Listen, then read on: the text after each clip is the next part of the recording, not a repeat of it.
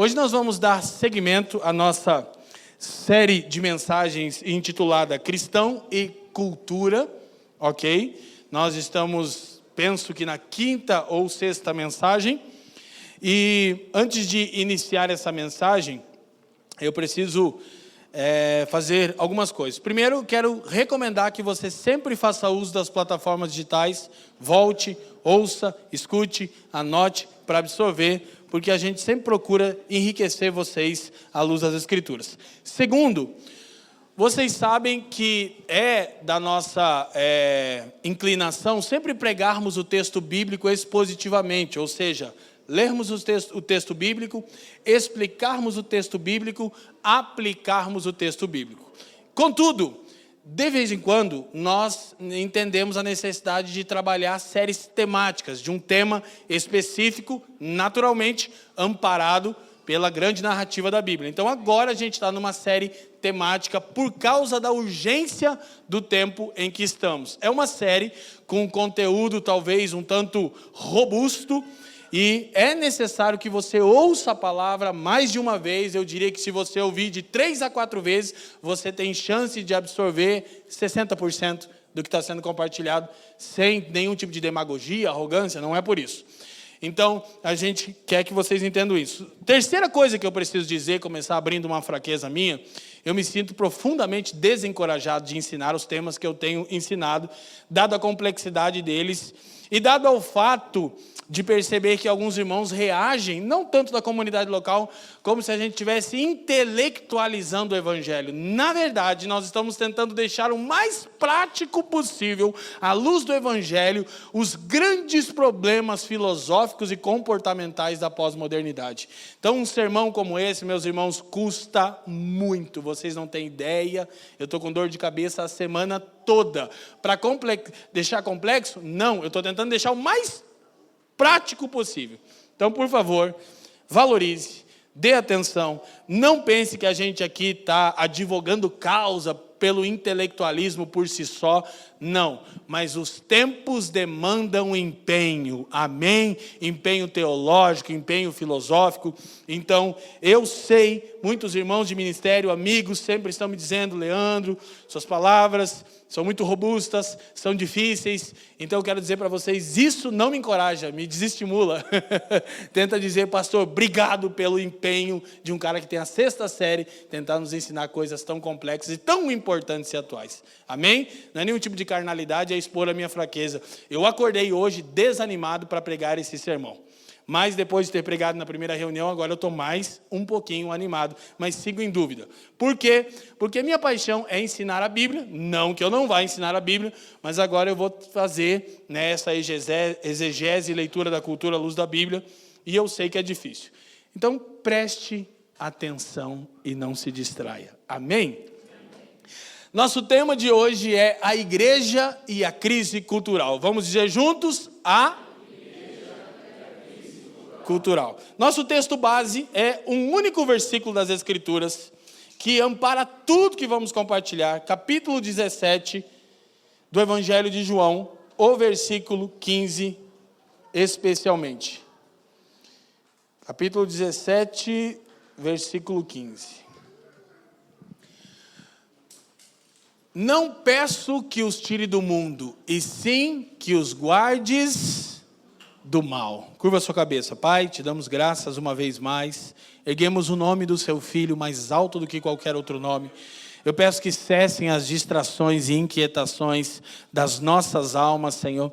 Peço também que você nos dê, nessa manhã, espírito de sabedoria e de revelação para compreendermos a sua palavra e como podemos andar de maneira digna da vocação para a qual fomos chamados. E, Senhor, que nada aqui se perca, mas que tudo seja para a glória do teu nome, pelos interesses de Cristo e para o bem do mundo. Nós oramos no precioso nome de Jesus, e quem crê, diga amém. Gente, então esse texto é a oração sacerdotal de Cristo. Cristo, que é o nosso sumo sacerdote e é a realidade da qual a antiga aliança fazia sombra, está, antes de oferecer-se como sacrifício redentivo pela salvação dos homens e de toda a ordem criada, ele está orando por aqueles a quem ele vai se entregar como sacrifício. Esse era o papel do sacerdote na primeira aliança. E é muito pertinente que na oração de João 17, ele fala enfaticamente sobre a vocação, a responsabilidade da igreja para com um mundo, criado por Deus, mas afetado em todas as suas bases estruturais pela queda. E no versículo 15, Jesus traz uma sentença de extrema pertinência, um texto que tem sido altamente debatido em toda a história da igreja. Ele diz: eu não peço que você os tire do mundo, mas sim que os guarde do mal, ou do maligno. Isso deixa implícito que a esperança da igreja não é deixar este mundo. Diferentemente das escatologias escapistas, que pregam que no fim nós vamos morar no céu e toda a criação será destruída e o diabo será o rei pelos séculos dos séculos eternamente aqui na terra, a Bíblia não sustenta isso em lugar algum. Inclusive a terra, disse Calvino, é o palco para a glória de Deus. A terra é o teatro onde Deus apresenta sua história gloriosa de redenção. E nós estamos aqui porque estamos imbuídos da vocação de proclamar as virtudes de Deus, as grandezas de Deus para essa criação que reflete Deus, mas está em desordem por causa do pecado. Então, quando nós nos damos conta que a oração do Cristo por nós é que não sejamos tirados do mundo, mas sejamos guardados do maligno, ou seja, do príncipe da potestade do ar, de Efésios capítulo 2, do espírito que agora opera por intermédio dos filhos da desobediência, nós estamos com a hermética tarefa de aprender a se relacionar com uma cultura que oriunda da queda, mas que ainda reflete em muitos aspectos a imagem de Deus. Amém? Então, o nosso trabalho hoje é um trabalho de entender o que ao longo da história tem sido chamado de modelos de relação cultural. Vamos ver? Aí, modelos de relação cultural. Então, de novo, preste bastante atenção, eu não vou poder aprofundar os temas, vai ser mais uma daquelas mensagens que eu vou falar na velocidade número 2, tá bom? Mas graças a Deus pelo YouTube e pelo Spotify, amém? Então, é porque entendemos a urgência de propor, à luz do Evangelho, como cristãos se relacionam com a cultura. Richard Niebuhr foi um importante estudioso e teólogo que estabeleceu 5 modelos de relação com a cultura em uma obra chamada Christ and Culture. Então, esse livro não está traduzido para o português, esse livro já é antigo, e ele vem recebendo várias críticas e posições positivas. Niebuhr já partiu para estar com o Senhor, então, mas esse material é muito útil. E ele estabeleceu 5 modelos, já eu vou explicando, de relacionamento com a cultura. Primeiro modelo, Cristo com a cultura. Segundo, o Cristo da cultura. Terceiro, Cristo acima da cultura. Quarto, Cristo e cultura em paradoxo. Quinto, Cristo transformando a cultura. Ok? Então, esses 5 modelos foram um empenho e uma tentativa desse teólogo, à luz de toda a tradição da igreja, de analisar como a igreja se relaciona com a cultura ao longo dos anos. Não é um modelo totalitário, a gente já vai ver que o próprio teólogo reconhece que ele não é suficiente, mas é um caminho, ok? E eu vou tentar convencendo vocês que isso aqui é muito importante. Abri um parênteses. Eu sei que uma série como Cristão e Cultura se encaixaria muito melhor numa escola teológica, né? Algumas pessoas dizem, vocês não pregam, vocês ensinam. Eu realmente não sei como alguém pode pregar o evangelho sem ensinar. Fique em dúvida.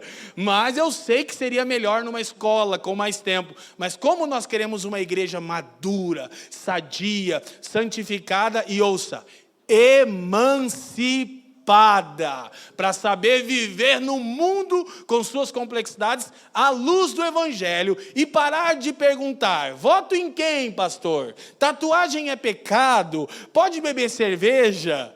O que vale na relação sexual com a minha esposa? Pelo amor de Deus, o Evangelho te emancipa para saber viver no mundo. Glória a Deus. Então é por isso que a gente engrossa o caldo. A gente fica surpreso com irmãos como vocês. Que quando começa a vir muita gente na comunidade, a gente ergue a barra do ensino para os irmãos desistir. E Deus, irmão, vem e chama mais gente. Parabéns para vocês. Glória a Deus. Então, basicamente, uma explicação simplista desses modelos são: primeiro, o modelo, cada parte em vermelho você lê comigo, ok? O modelo Cristo contra a cultura. Modelo de afastamento, em que se dá um distanciamento em relação à cultura e um mergulho na comunidade da igreja. Muito comum no meio cristão brasileiro. Basicamente, o modelo bolha religiosa. O mundo é mau, está perdido, vamos ficar aqui na igreja suportando esse mundo mau, que uma hora ele acaba e Jesus nos tira daqui. Como cantava um irmão: ainda bem que eu vou morar no céu. Segundo, Cristo da cultura, modelo de... Fala com vontade. Modelo de... que reconhece Deus trabalhando na cultura e busca maneiras de ratificar esse fato. Presta atenção. Sempre que nós estamos falando de qualquer teoria, seja teológica, filosófica, ideológica, a gente tem que tratar com a pureza das teorias. Então, a gente vai levar elas no extremo. Claro que tem várias nuances diferentes nas teorias, mas basicamente é isso. Então, o modelo de acomodação é o extremo do modelo de afastamento. No modelo de afastamento, vivemos numa bolha religiosa. Na verdade, ninguém consegue viver em bolha, por causa do princípio do gotejamento. Mas pensamos que sim. No modelo de acomodação, tudo é de Deus. A cultura é uma bênção, cara. Olha que glória a Deus, assim. Eu não sei mais discernir se o Justin Bieber é um pastor ou não, entendeu? Eu fico naquela dúvida, assim, tipo, enfim, né? E eu não estou dizendo nem que é e nem que não é. Então, eu estou tentando que você seja emancipado, né? Os irmãos do Rock in Rio aí, diga aleluia. Terceiro, Cristo acima da cultura, modelo que defende por meio de Cristo a complementação do que há de bom na cultura e uma construção em cima desses aspectos positivos. Qual é o problema desse modelo? Síntese é a fusão de tese com antítese. Há uma teoria, essa teoria é confrontada com outra teoria. A teoria é tese, o confronto é antítese. Funde as duas, tem uma síntese. Então, é perigoso fundir evangelho com cultura.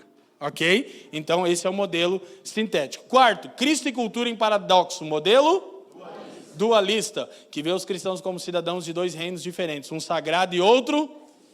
A gente vai falar disso mais para frente. Então, é também uma visão oriunda de um importante nome na teologia evangélica, Lutero, mas é uma teoria que já foi historicamente confrontada em vários pontos.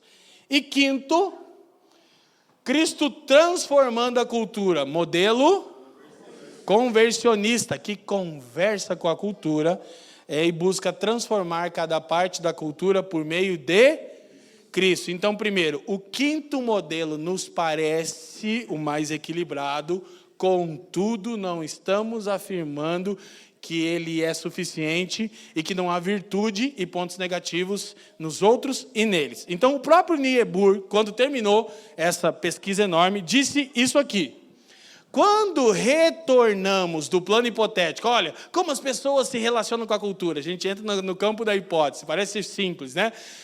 Para a rica complexidade nos acontecimentos individuais, fica evidente que nenhuma pessoa ou grupo jamais se conforma totalmente a um grupo. Então, olha só, a um tipo, né? Qual é o ponto? Presta atenção. Primeiro, a gente começar bem a nossa manhã. Todos somos incoerentes. Posso ouvir um amém? Qual a diferença da incoerência dos cristãos, minha e sua, para a incoerência dos incrédulos? É que os incrédulos creem em filosofias, vou resumir tudo em humanismo, que a própria crença é incoerente e o comportamento naturalmente é incoerente. A diferença dos cristãos é que a crença é verdadeira, mas o comportamento é...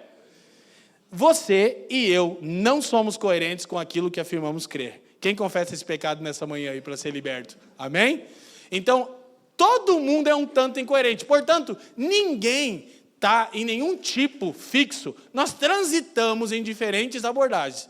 Em tempos de pós-modernidade, então, mistura tudo na panela, joga água, esquenta o fogo e dá um modelo pós-moderno, que é não ter modelo. Coisa complexa. Então, por que nós vamos entrar nesse empenho aqui? Primeiro, olha só, o que eu quero com essa afirmação e para poder seguir em paz? Você não pode se eximir dessa tarefa. Por quê? Contextualizar é refletir. Adaptar é apenas absorver a cultura. Então pergunta, você está se contextualizando com a cultura ou você apenas está se adaptando a ela? Então deixa eu te falar uma coisa, não existe uma terceira via.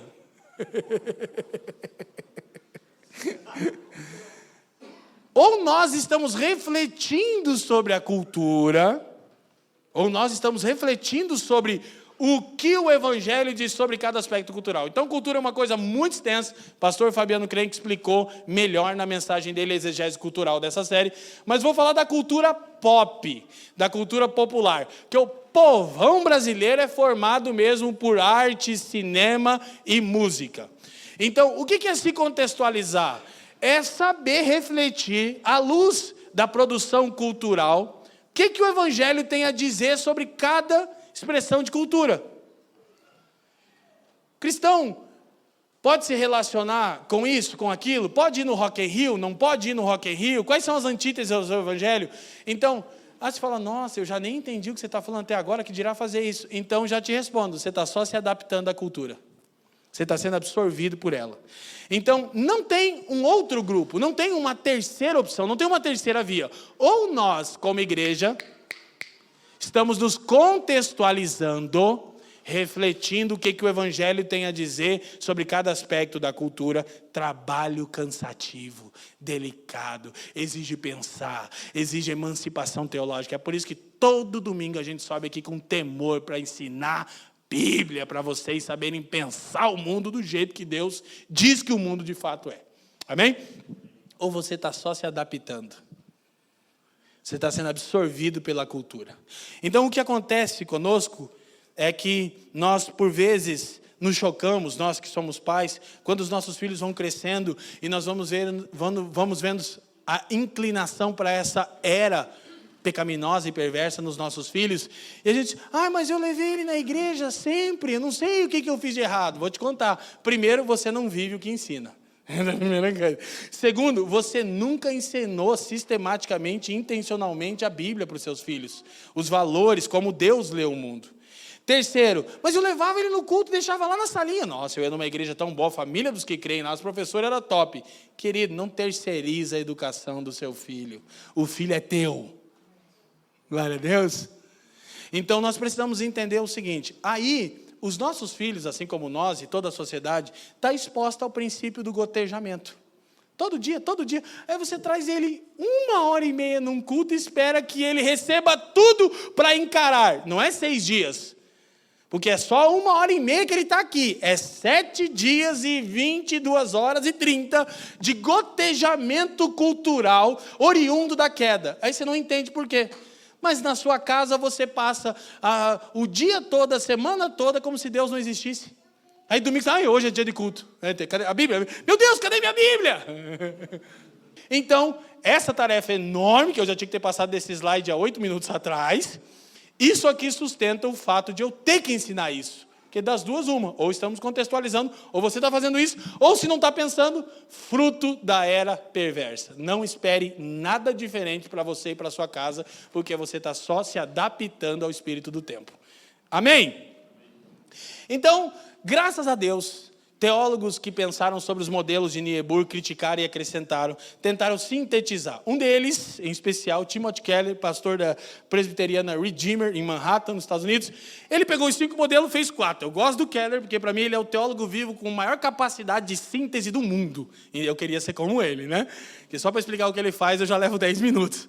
Mas é maravilhoso. Então, ele botou 4 modelos que respondem a esses 5, a gente vai correr em cima deles. Primeiro modelo, Escute, lembre-se, pode passar o próximo, porque para mim não está indo aqui. Lembre-se o seguinte, nenhum modelo é plenamente suficiente e nenhum modelo é plenamente ruim. Então a ideia é que tudo é um ganho para nós. Modelo transformacionista, basicamente o engajamento cultural visando a transformação. Presta atenção, é quando a gente, você, eu, a igreja, nos relacionamos com a cultura com o seguinte intento: temos que transformar a cultura, ok? Então, como se definimos esse modelo? Próximo, interage com a cultura. Cristãos devem exercer suas profissões a partir de uma cosmovisão cristã e assim transformar a cultura. Uma vez que o senhorio de Cristo deve exercer influência em cada área da vida, economia, política, artes, comunicação, ciência, direito, educação, os cristãos devem se esforçar para transformar a cultura, para assim transformar o mais ou menos. A gente concorda com isso. Então, eu vou tentando rapidamente explicar. É possível, é bíblico, há relatos históricos da atuação cristã transformar a cultura? Sim. Plenamente? Não, e não é a nossa tarefa. Então, desse modelo vai sair 2 ramos. Aí você vai ver como está atual isso que a gente está falando. Deixa eu ver se muda, Rosa. Eu que mudei ou você? Eu mudei? Aleluia. Ai, que eu te amo. Eu estou numa briga com isso aqui desde o primeiro culto. A principal diferença entre os adeptos do modelo transformacionista está em sua estratégia de engajamento. Então, basicamente, esse modelo segue uma abordagem teológica e crê que a igreja tem que atuar para afetar a cultura. Mas há 2 ramos, ok? O primeiro ramo, bem atual no Brasil, isso é história dos Estados Unidos, iluminismo. Eu não vou contar isso agora, tá bom? Já conto em tantas outras mensagens. No meu livro Evangelho Completo eu explico disso. A direita cristã. Então, é um movimento político que se ampara nessa teologia para quê? Tipicamente, busca mudanças por meio de ativismo político. Digam comigo, ativismo político. Dirigido contra aborto, casamento entre pessoas do mesmo sexo, além de favorecer famílias e valores tradicionais. Então, a gente quer nessas coisas aqui, sim ou não? O que é o problema aqui? O problema aqui, super atual no Brasil, eu vou tentar ser mais calmo agora. O problema aqui é que esse movimento político que se ampara na teologia, ele tende a se tornar triunfalista. Ele quer impor o cristianismo como lei. Isso já historicamente é comprovado que não dá certo. Agora, por que é difícil de discernir esses equívocos? Porque usa pautas caríssimas para nós. Aborto, casamento, família. São pautas caras para qualquer cristão, leigo ou não. Leigo ou erudito. Então a gente usa essas pautas. Pô, então esse movimento é um movimento que Deus está usando. Talvez sim, talvez nem tanto. Então, há verdades nisso, é bom que hajam cristãos na política trabalhando por princípios, mas é um tanto perigoso enviesarmos por esse lado. Do outro lado, na mesma tradição, a estratégia dos neocalvinistas, ou seja, um movimento amparado na teologia de Calvino, na Reforma Protestante, que basicamente surge na Holanda com um homem chamado Abraham Kuyper, que vai trazer grande impacto na cultura da Holanda. Kuyper é o melhor exemplo para a gente falar disso. Não vou entrar agora, depois você procura no Google Abraham Kuyper, ok? Primeiro-ministro da Holanda, pastor, teólogo, faca na bota, beleza? Maravilhoso, plantou a Universidade Livre da Holanda e tal. O problema é a Holanda hoje. Aí você descobre que a ação cristã, e isso não é para desmotivar, é para entender o seguinte: a ação da igreja pode impactar a cultura? Pode. Deve impactar a cultura? Deve. A gente tem que viver como se tudo dependesse de nós? Sim. Tudo depende de nós? Não. Então o cristão nunca sai dessa tensão, porque daí é mais fácil ir para o modelo de afastamento. Ah, se o Kuyper fez o que fez na Holanda e agora Amsterdã é aquela bênção. Não, mostra que a influência... Mas quantas pessoas foram alcançadas por aquele trabalho? Quantas famílias foram salvas? Quanta Europa ainda é influenciada? Então, os neocalvinistas, oriundos de Kuyper, o que a gente estaria muito próximo a eles, enquanto comunidade local, para vocês saberem, os novos calvinistas, concentra-se, mas isso não é arrogante, é só para dizer que movimento que a gente está mais próximo, né? Concentra-se primeiramente na educação. Então, se empenhe em produzir estudantes que pensam de modo cristão em cada disciplina acadêmica e trabalham em todas as áreas sob uma perspectiva cristã. Então, o ponto bom, assim, legal, tem erros também no neocalvinismo, tem erros no trabalho de Kuyper, mas o ponto legal é que entende assim, a tarefa cristã é uma tarefa diretamente relacionada com a educação, desde os pais educando os filhos, quanto a gente promover educação acadêmica de alto nível com princípios cristãos. Ok? Que não são contra a ciência, que não são contra a tecnologia, diferente do que dizem para nós. Agora, próximo. Então, ao invés de tentar impor, como a direita cristã, que também é transformacionista, os neocalvinistas falam em pluralismo imbuído de princípios. O mundo é plural, falamos sobre isso há algumas semanas. Então a gente atua nessa coisa plural, imbuindo princípios. A crença de que os cristãos do governo devem buscar princípios de justiça que sejam reconhecidos como tais por não cristãos, em virtude da revelação geral. Quem lembra o que é revelação geral? Ergue a mão.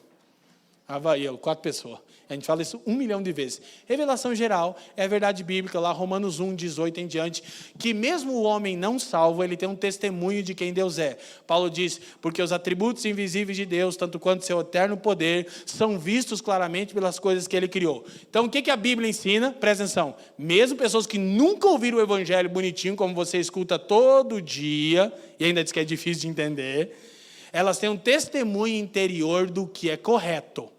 Então, os neocalvinistas atuam na política pensando o seguinte, vamos imbuir princípios cristãos que as próprias pessoas reconhecem como corretos pela revelação geral. Por exemplo, você imagina um político cristão se opondo à violência contra a mulher, ao estupro. Quem que vai discordar disso? Ninguém? Eu preciso ser de esquerda para fazer isso, gente? Hã? Não. E aí, se os cristãos começarem a atuar, os não cristãos vão dizer, opa, isso aí é top, hein? Isso é igreja. Isso é fruto do evangelho. Se a gente começar a atuar para a preservação do meio ambiente, os caras vão dizer, olha, faz sentido. Por quê? Porque é um mandato cultural de cultivar e guardar. Há um movimento de cristãos na ciência no Brasil que a maioria de nós não conhece, que ensina coisas básicas. Por exemplo, a natureza nem será destruída, como o escapismo evangélico pensava, e ela nem é nossa mãe, como o panteísmo da nova era pensa. Ela é nossa irmã, mais nova, que a gente tem que cuidar dela. Então aí, por exemplo, como é que eu demonstro o evangelho em coisas práticas? Reciclando lixo. Aí, vamos lá, Amazônia. Você está preocupado com a Amazônia? Quem, de verdade, sinceramente, quem está preocupado com a Amazônia? Sério? Você recicla lixo? Glória a Deus. Porque tem irmão que está querendo salvar a Amazônia, né? Mas não recicla o lixo. Hello. Então, assim, vários princípios cristãos que os não cristãos diriam, cara, isso aí é evangelho, a gente diria, isso não é essa caricatura bizarra, inquisitora, é essa atuação de amor e de serviço à luz da Escritura. Meu Deus, então o evangelho faz sentido? Quem está me entendendo, diga assim. Problemas com o modelo transformacionista. Todo modelo tem virtudes e problemas, ok? Primeiro problema. O conceito de cosmovisão do modelo é demasiadamente cognitivo. Presta atenção, o que é cosmovisão? Visão do mundo, todo mundo tem uma. Qual que é a tendência do modelo transformacionista? Achar que é só ensinar a cosmovisão correta, as pessoas vão entender e vão mudar. A gente está fazendo isso 4 anos aqui. E tem gente que, entendeu a mensagem, irmão? Entendi, pastor. E você olha a vida dele e diz, nossa, mas você não está vivendo de acordo com a cosmovisão cristã.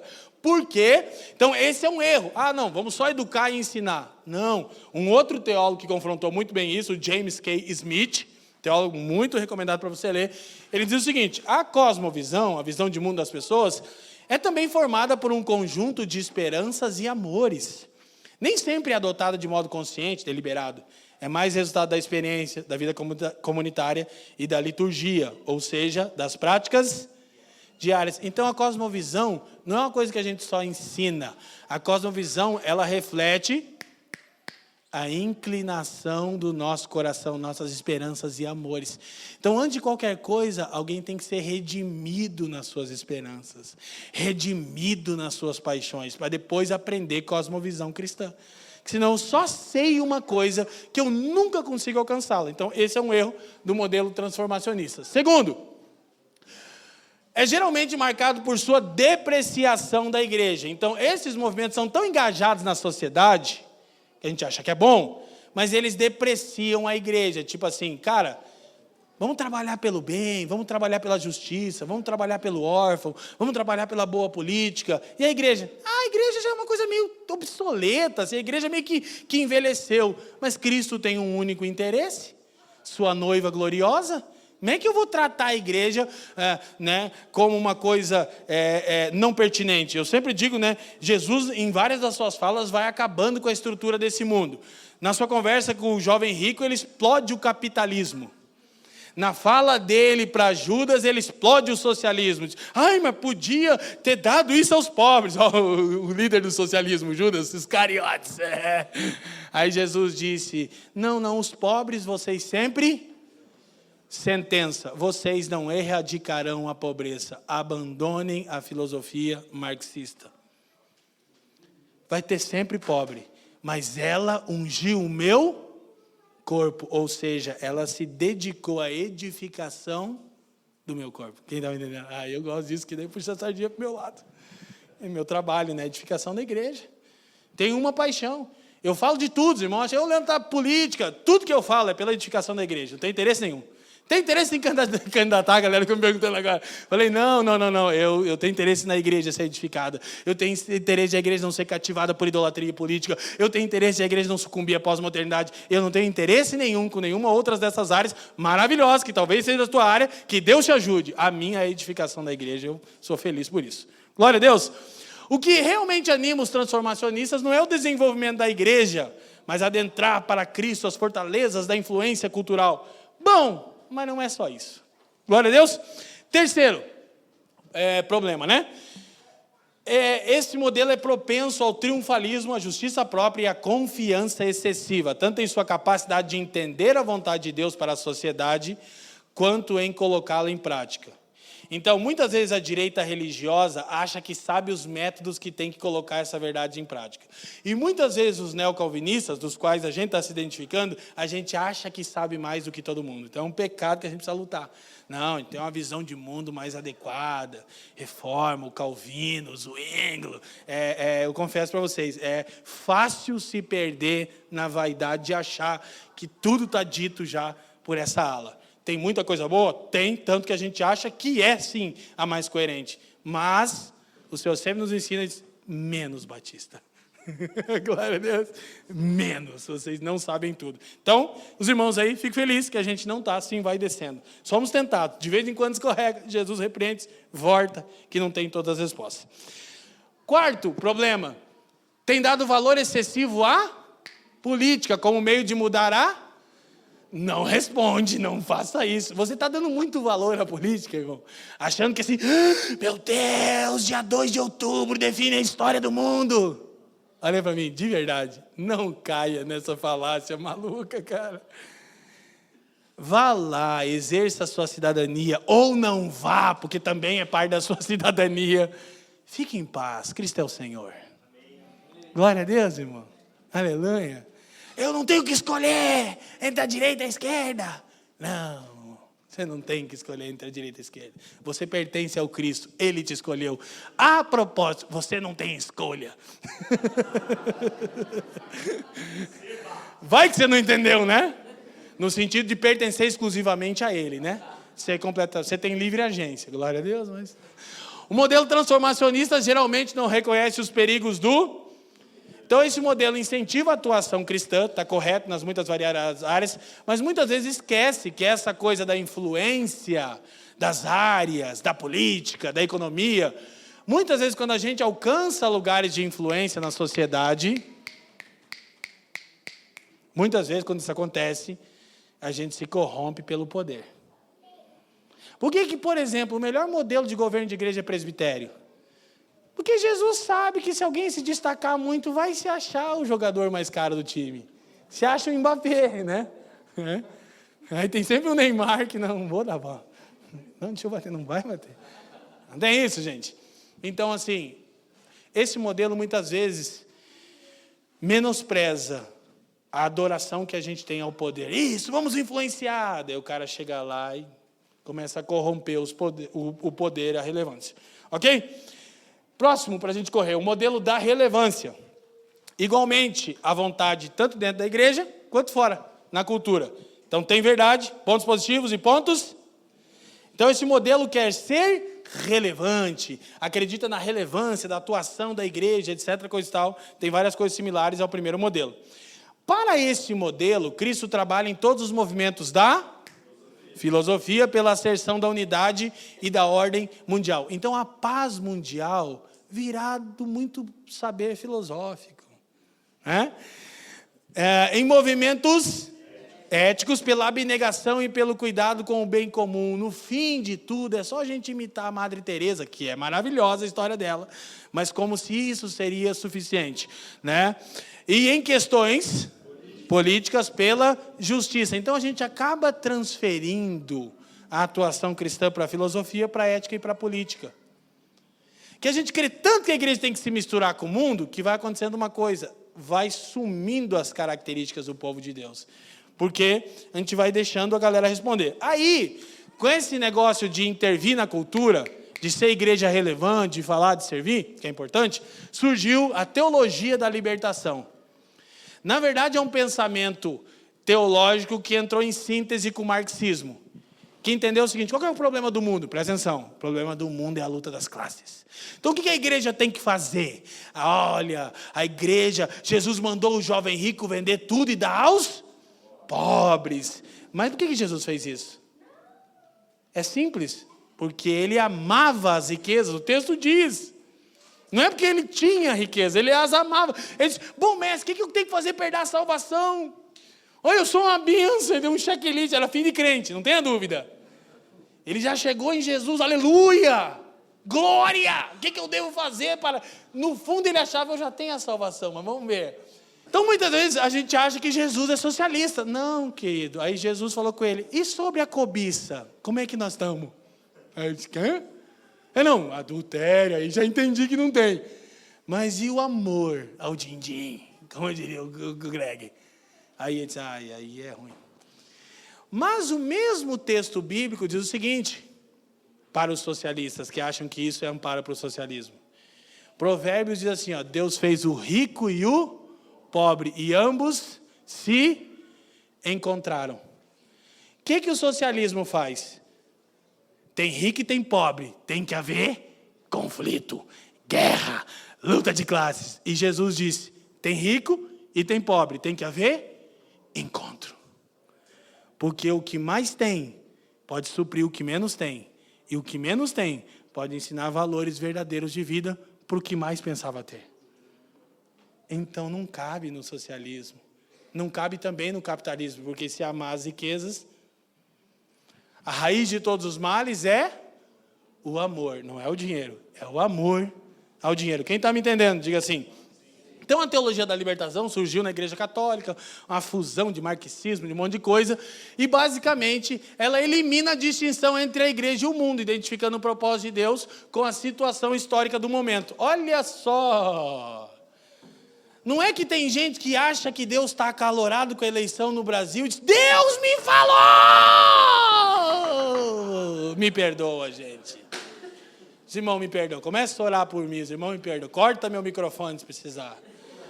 Porque agora, grande coisa na cabeça de Deus é o momento histórico do Brasil. Eu acho que Deus está lá no céu. Ai, meu Deus, quer dizer, por mim mesmo, o que eu faço? E Jesus está lá: eu não sei, eu já morri, não joga para mim. E o Espírito Santo é uma bomba, né?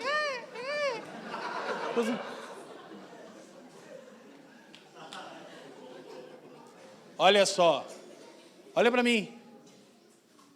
Olha como nós somos incoerentes, gente. A gente está atrelando o supremo e o que o Paulo chama de eterno propósito de Deus em Efésios 3:11 do momento desse paizinho tupiniquim indígena que fez 200 aninhos. Socorro, meus irmãos! Carecemos voltar para o Evangelho. Amém? Então Deus tem um propósito supremo na história, está controlando tudo, não tem nada que saia da sua mão. Amém? Amém.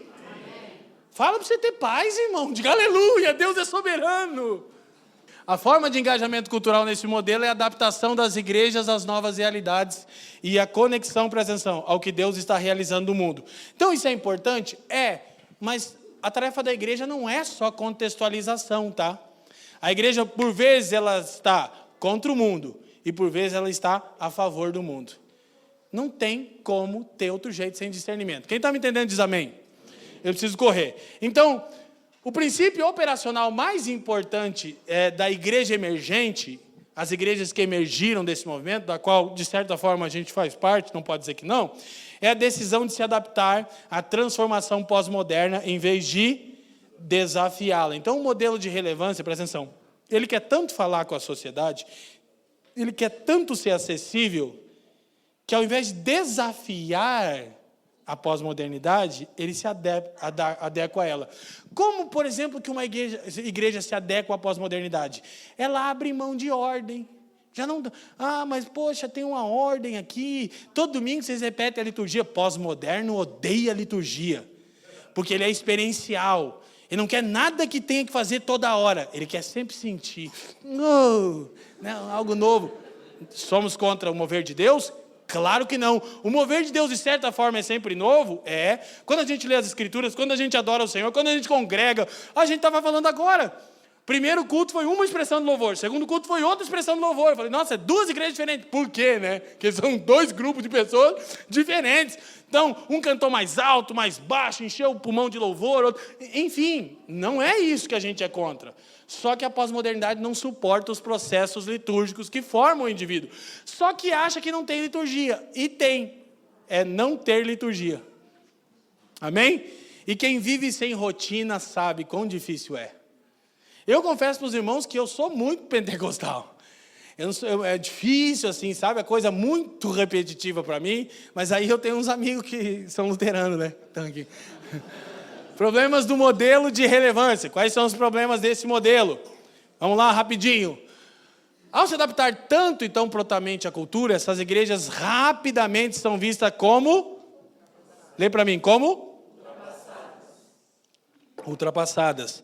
Sempre que a cultura se transforma. Então a gente quer tanto ser relevante, quer tanto ser culturalmente engajado, que aí a gente está sempre se sentindo atrás, porque a pós-modernidade é um bagulho maluco, fragmentado, doido. Só o TikTok explica como funciona, assim. Saiu uma nova dancinha, saiu um novo ritmo, ai meu Deus! Eu ainda estou no bom, bom, bom, bom. E os caras já estão... O último hit que eu lembro de ouvir era esse, irmão. Super socialista, inclusive. É um motivo, todo mundo já cai. Mas enfim. Olha só, princípio do gotejamento. Não tem nada a ver, a galera rebolando no carnaval, transferindo cosmovisão por meio de música enquanto rebola. O problema é que o de cima sobe, o de baixo desce. Viva la revolução! E aí você estava achando que não tinha problema nenhum. Quem está me entendendo? Aleluia, glória a Deus. O que nós não faz para ensinar o evangelho, né, irmão? Segundo, esse modelo tende a minimizar ou reorganizar doutrinas. Doutrinas. Lê para mim, gente. Doutrinas.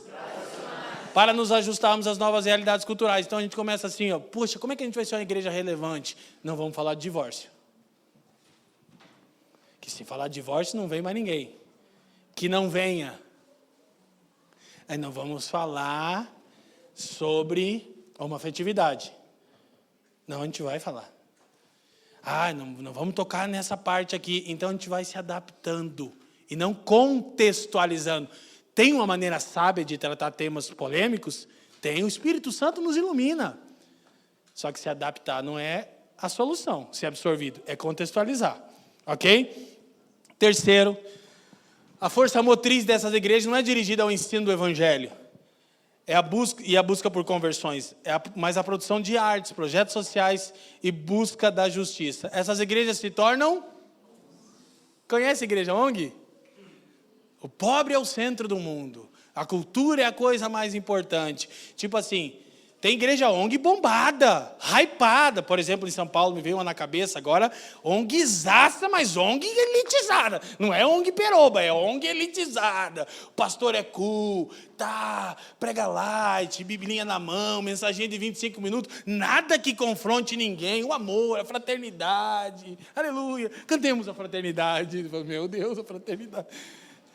Quem está me entendendo? Aí no ensino do evangelho, dá nisso. Aí qual é o problema? Presta atenção. Qual é o empenho nosso de ensinar uma mensagem dessa, que nessa altura, vários irmãos já estão desinteressados, que não são acostumados a pensar? É para vocês não se tornarem massificados, massa de manobra, não saber refletir sobre as demandas da contextualização, porque ou você contextualiza ou se adapta. Amém? Quarto, é especialmente desse modelo que a singularidade da igreja cristã começa a ficar desfocada. Olha para mim. A igreja já nem é tão importante assim. As ONGs seriam mais úteis. Presta atenção. Tem gente que acha que o que eu estou dizendo é absurdo, porque não sabe o que está acontecendo com o evangelicalismo do Brasil. Tipo assim, a igreja é meio que um problema, porque a igreja está toda hora batendo em pauta moral, batendo em coisa de costume, muitas vezes sem saber se contextualizar, né? Então a gente precisa ter cuidado disso, amém, gente? Terceiro, correndo, modelo contracultural. Diga comigo. A igreja como uma sociedade contrastante com o mundo. Isso é verdade? Sim. É toda a verdade? Não. A igreja é uma contracultura? É. Ela está sempre contra o mundo? Nem sempre. Exige o quê? Discernimento. Como é que eu voto? Depois de ouvir tudo que você escuta de evangelho aqui nessa igreja, você me pergunta isso? Pode isso ou não pode aquilo? Depois de ouvir tudo que você escuta de evangelho, você tem a capacidade de perguntar isso para nós? Então, os irmãos me perdoam a nossa dureza de fala aqui, né? Mas é complicado, gente. É delicado, delicadíssimo, porque as pessoas querem sempre um Moisés, né? Um guia espiritual. Ó, guia, diga em quem votar. Amado guru. Aí depois que o guru domina, pede a primícia, sai falando mal do guru. Você que produziu o guru. Aleluia, você ouviu um amém? Aleluia, glória a Deus. Então, vamos para frente, olha só. Esse modelo sublinha a diferença entre o reino deste mundo, um conjunto de sistema baseado no poder e na glória humanos, e o reino de Cristo, uma comunidade baseada no amor, no serviço e na renúncia de... Maravilhoso, está certíssimo isso aqui. Isso é ser contracultural. O reino de Cristo se opõe às estruturas de governo deste mundo. Olha só, várias pessoas aí eu estou confrontando a idolatria política, daí quem não me chama de Lula livre, comunista, petista, canhoteiro, quando não me chamam disso, daí não tem como me chamar do outro lado, porque eu estou largando mais o aço no outro lado, que a idolatria está mais do outro lado. Ele diz, é isso aí, pastor, Jesus falou, meu reino não é desse mundo. Eu disse, nossa, socorro, agora como é que eu vou expor essa pessoa e dizer, querido, é justamente por não ser deste mundo, que o reino de Deus é para curar este mundo. Entendeu? Se fosse deste mundo, desta ordem criada, afetada pela queda, não poderia curar este mundo. Mas é justamente pelo reino de Deus não ser deste mundo que ele é capaz de curar, irá curar este mundo. Amém? Agora, como é que esse reino funciona? Aí é diferente, né? Então, olha só, na visão desse modelo, quase todos os ramos da igreja no Ocidente foram corrompidos pelo erro de Constantino, de tentar reformar o mundo para que se torne como a... A gente concorda bastante com isso aqui também. Bastante coisa. Agora, quais são os problemas do modelo contracultural? É o terceiro, a gente está chegando aí perto do fim. Vamos lá. Os críticos desse modelo acusam ele de ser indevidamente pessimista. O modelo contracultural é muito pessimista. Tudo é do diabo, está tudo perdido. A igreja se desviou. Quem nunca? Quem nunca, irmão? A maior repreensão que eu recebi de Jesus foi pelo que eu pregava no Brasil anos atrás. A igreja é uma adúltera. E eu me achava, estou reformando a parada. Um dia, lendo as Escrituras, Jesus me destruiu. E disse assim, você não trate a minha esposa assim. Oxe, aí apaixonou pela igreja. Aí virou, a igreja não! Lembra? Da igreja, hashtag, varão. Mas eu também já fui só contracultural. Então é muito pessimista. O mundo é do diabo. Ai, a irmã pastor, é um caos. Não adianta nem votar, não tem opção. Talvez. Vai trabalhar, vai ouvir, vai pensar. Ah, eu não queria que você me dissesse. Não, não vou dizer. Eu vou morrer com esse meu voto de silêncio. No leito de morte, os caras, mas em quem que você votou? Segundo problema, tende a demonizar os empreendimentos modernos, os mercados capitalistas e o governo. Então, esse modelo contracultural, ele é muito aceito na esquerda política. Que daí olha, o mal se levanta, o capitalismo, o Satanás, nos opomos a ele. Sim, mas de que jeito? Entende? Então, é uma tendência. Vamos lá.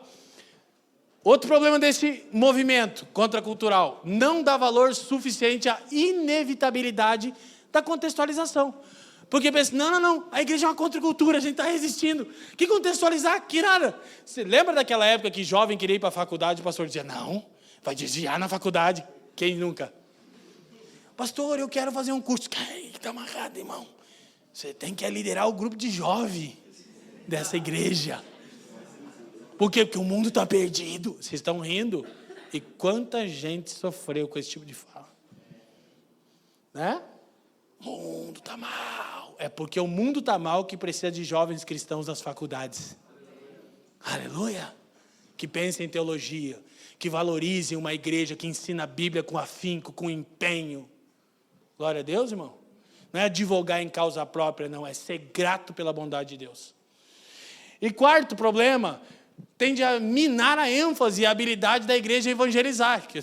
Eu já acabei de dizer isso, né? Até mesmo mais do que o modelo da relevância. O modelo da relevância quer misturar tanto que tudo é Deus, tudo é Cristo, tudo é cultura. E esse modelo já assim, não, é melhor, não vai evangelizar lá tanto que você pode se perder. Cara, eu ficava doido quando eu conheci o Senhor e vindo do mundo de drogadição e todo aquele mundo que eu vim, como as pessoas se preocupavam de eu ir atrás dos meus amigos, devia estar rindo. Não, cuidado, você ainda não está firme. Eu dizia, quem que não está firme? Estou em Cristo, meu irmão. Tanto que uma parte deles são pastores dessa igreja.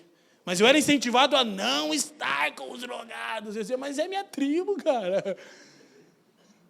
Amém? Então, isso.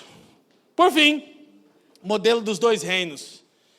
Do nosso grande e importante reformador Martinho Lutero. Maravilhoso, mas tem pontos negativos. Deus governa toda a criação, mas o faz de dois modelos distintos. Então, esse modelo de dois reinos basicamente ensinava o seguinte: ao reino comum. Todos os seres humanos fazem parte desse reino e as pessoas distinguem o que é certo e errado por meio da revelação natural ou da graça comum. Desse testemunho de Deus que há nas coisas criadas, que há na cultura, porque tem graça de Deus no meio do que os incrédulos fazem. Tá certo? Tá. Mas o problema é o seguinte: aí, em contraponto, além do reino comum, existe o reino redentor. Somente os cristãos são parte desse reino. E são governados não pela graça comum, nem pela revelação natural, mas por meio da revelação especial da... Tá certo? Viu como é difícil? Tá certo? Somente os cristãos são parte do reino redentor de Deus. Amém? Deus reina só sobre a igreja? Entende os problemas? Tem verdade nisso? Tem. Isso é suficiente. Agora, por que o Lutero fez isso? Maravilhoso. Olha, vou dizer para vocês. Nós somos privilegiados de viver em 2022, com todos os problemas que tem no mundo. Por quê? Porque não só muitos humanismos maturaram, gerando o caos atual, mas escute, a teologia e a igreja amadureceu. Imagina eu, quarta série, como diz o outro, né? É sexta, mas pegar a piada, poder subir num púlpito e dizer que o reformador Martinho Lutero estava errado. Das duas vamos pensar, esse cara é um maluco arrogante, algo bem possível, ou ele vai dizer, nossa, esse cara conhece a história da igreja. E aí eu só olho para trás e diz, entendo Lutero, errado Lutero. O que Lutero queria? Separar o César do papismo. Ele estava dizendo, ó, fica na tua igreja, reino do mundo, fica na dele. Para de tentar dominar aqui. Então ele estava certo. O problema é que ele propôs uma coisa que a Bíblia não se encaixa, que tem uma influência do Platão, aí tem uma coisa, tem que se pensar. Então, esse modelo diz que os cristãos são nutridos dentro da igreja pela pregação e pelos sacramentos. Nessa visão, edificar a igreja, evangelizar, discipular é o único trabalho do reino, tá certo? É bom, valoriza a igreja essa visão, mas ela passa um pouco do limite. Você pode ser edificado por alguma coisa produzida por um incrédulo? Sim ou não? Sim ou não? Eu assisti Top Gun de novo. Oh Deus, avivamento na terra. Você não termina chorando? Top Gun? Cara, é lindo o filme. Vários valores de honra, de companheirismo. Valores cristãos. Vou dar spoiler, tá? Que não assistiu, mas só uma parte. Ele tem que montar uma equipe para fazer uma missão impossível, que é o Tom Cruise, né? Tá ligado? É com ele, né? Ninguém daria conta. E aí ele propõe um jogo de futebol americano na praia. Cara, eu fiquei emocionado, porque eu entendi, antes de o sargento entrar na cena, que você vai ver, falei, cara, olha aí, o que a gente propõe? A gente tem uma tarefa de influenciar o mundo. O que Jesus diz para nós? Sejam amigos uns dos outros primeiros, amem-se uns aos outros. Na comunidade minha, sirvam-se uns aos outros, prefiram-se uns aos outros em honra, preocupem-se uns aos outros, disciplinam uns aos outros. Olha que coisa maravilhosa, princípio bíblico. E o Tom Cruise não é um pastor, mas apacentou meu coração com aquele filme. Aleluia? Sim ou não? Então, aí, não é só esse o trabalho da igreja, ok? Então, esse modelo, vamos correr, estamos finalizando. Afirma que os cristãos não estão edificando uma cultura caracteristicamente cristã. Não devem querer transformar a cultura e nem sarar redimir a cultura, não. Influenciar a cultura e transformar vários aspectos, sim. Sarar a criação, não. Tarefa de Cristo no seu retorno glorioso. Aí o que esse modelo diz? Presta atenção, irmãos. O poder governante de Deus no reino comum tem o objetivo único de restringir o mal e não melhorar a cultura, diminuindo os efeitos do pecado na sociedade. Então, o poder de Deus faz isso, ele refreia o mal. Presta atenção que eu quero compartilhar com vocês também. Cessem as movimentações na medida do possível. Sim, o poder de Deus tem o poder de refrear o mal. E ele refreia pela revelação geral. O homem tem um testemunho de Deus. Porque se Deus remover a lei da consciência, a gente vira orc, a gente vira bicho, animal. Para concluirmos, problemas com o modelo de dois reinos. Primeiro, ele confere mais peso e crédito à função da graça comum do que a Bíblia confere. Não, por intermédio da graça comum, da revelação de Deus das coisas, as pessoas vão se comportando. Não, tem que ter revelação especial. Tem que pregar a Bíblia, tem que pregar Cristo e esse crucificado em todas as áreas da sociedade. Amém? Amém, irmãos?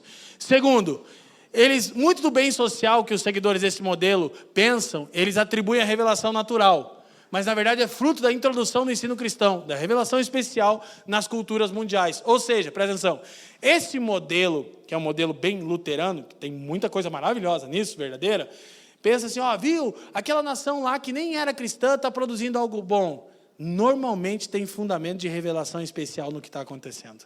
Ok? Então, a graça comum não salva, ela só condena. Vamos lá. Então, quais são os problemas? Deixa eu mudar aqui. Terceiro problema é que ele acha que é possível o ser humano ser conduzido por bases religiosas neutras. É possível ser neutro? Não.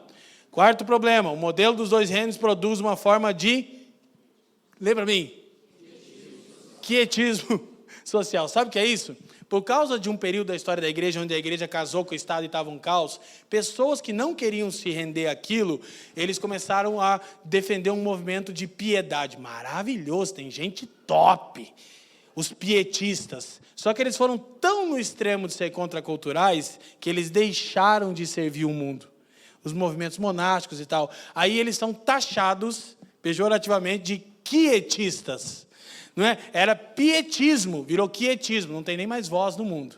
Então, muitas vezes esse modelo tende a virar quietista social. O modelo dos dois reinos contribui para uma hierarquia muito elevada entre clérigos e leigos. Então ele é bom, porque ele valoriza muito a igreja, que cristão é nutrido na igreja, a igreja é lugar de edificação. Só que daí acaba assim, então na igreja, quem é ordenado acaba ganhando um status exacerbado.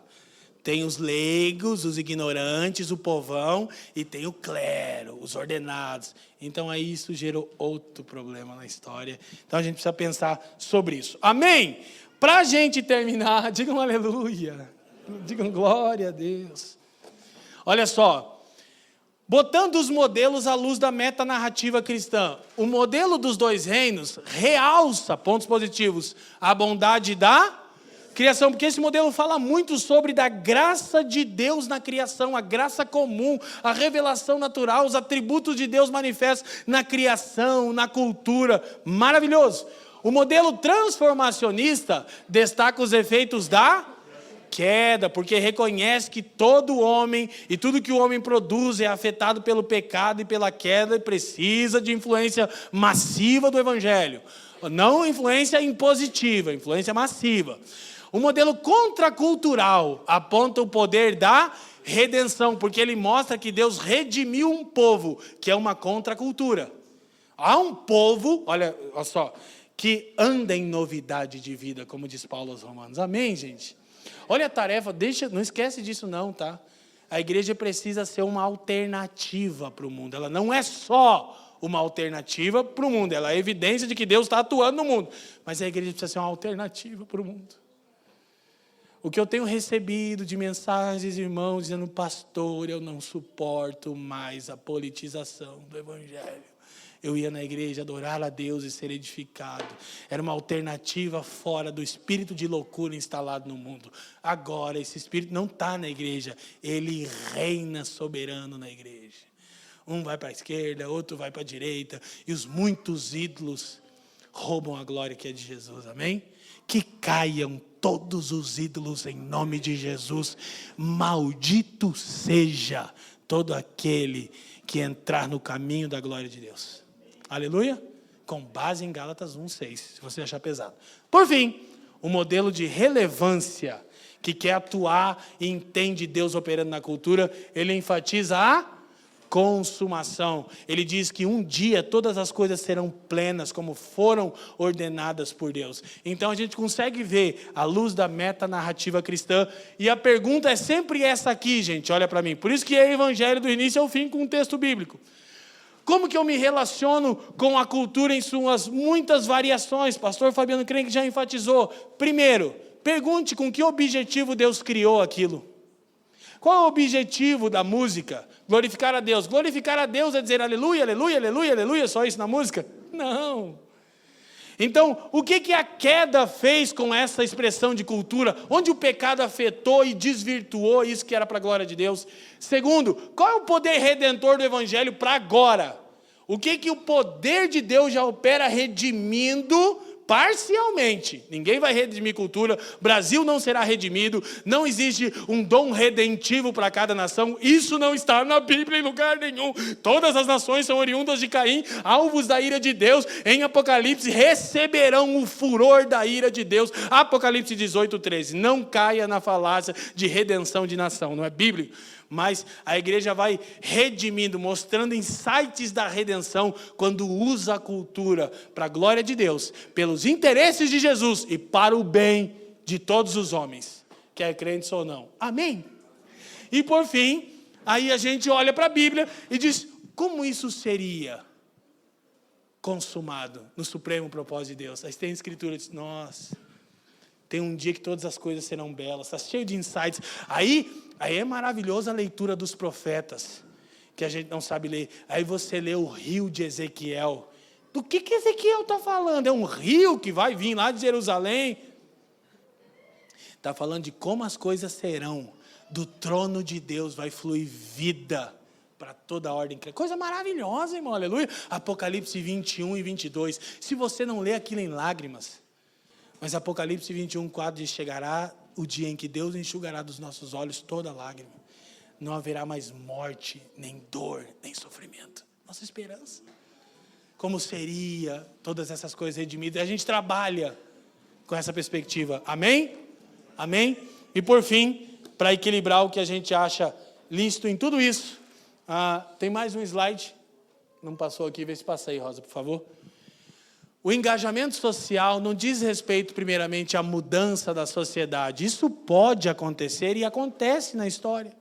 Mas o objetivo principal é testemunhar o senhorio de Cristo sobre todos os terrenos da vida pública e amar o semelhante, enquanto lutamos contra a idolatria que nos desumaniza. Amém, gente? Esse é um trabalho de contextualização sábio. Vamos se envolver com política enquanto coisa pública? Vamos, para quê? Para honrar a Deus e amar o outro. Vamos nos envolver com arte, com música, com cinema. Vamos, para quê? Para honrar a Deus e amar o outro. Vamos produzir beleza? Vamos, para quê? Para honrar a Deus e amar o outro. Sem intenção de lucro, sem pensar em tudo me dando um retorno. Por que vocês fazem as coisas com excelência? Para a glória de Deus, pelos interesses de Cristo, para o bem do mundo. Quem está me entendendo, amém? Glória a Deus, que o Senhor nos ilumine nesse entendimento. Curva a sua cabeça.